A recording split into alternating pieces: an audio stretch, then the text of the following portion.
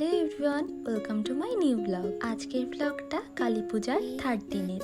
এই দিনে প্রথমে আমরা রেডি হয়ে যশোরের প্রত্যেকটা ঠাকুর আবার দেখেছিলাম। আমার একটা ভাগ্নি এসেছিল খুলনা থেকে যশোরের কালী পূজা দেখতে, তাই ওকে ঘুরিয়ে ঘুরিয়ে সব ঠাকুরগুলো দেখিয়েছিলাম। কিন্তু সেদিন আমি আর কোনো মণ্ডপের ক্লিপ নিইনি, যেহেতু আমরা আগের দিনই সব ঠাকুরগুলো দেখেছি এবং আপনাদের সাথে ব্লগটা শেয়ার করেছিলাম, তাই সেদিন আর কোনো ভিডিও নেই। সব ঘোরাঘুরি শেষে আমরা চলে আসলাম আমাদের এলাকাতে।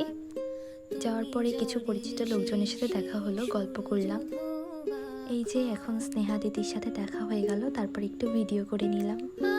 আর এখানে স্নেহা দিদি বলছিল যে এই পাশে ঘুরে ভিডিও কর, তাহলে অনেক সুন্দর আসবে। তারপরে বাবা বললো চলো আজকে ডিনারটা আমরা বাইরেই করি। এরপর বাবার সাথে চলে গেলাম ভোজন বাড়িতে। যশোরে যারা থাকেন তারা তো সবাই ভোজন বাড়ি চিনেন।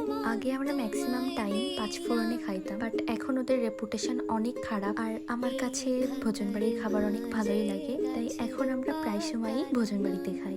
এদিন আমরা বিরিয়ানি খেয়েছিলাম, কিন্তু আমার কাছে তেমন কোনো ক্লিপ নেই খাওয়ার। খাওয়া দাওয়া শেষ করে আমরা যাচ্ছিলাম আবার আমাদের এলাকার দিকে। যাওয়ার সময় দেখলাম কোনো একটা এলাকার মায়ের বিসর্জনের জন্য নিয়ে যাচ্ছে। এবার এলাকায় যাওয়ার পরেই শুরু হয়ে গেল আমাদের উড়াধুরা নাচ, যা কিনা আমাদের কালী পূজার ম্যান্ডেটরি। এখানে আমি অল্প কিছু ক্লিপস অ্যাড করে দিচ্ছি।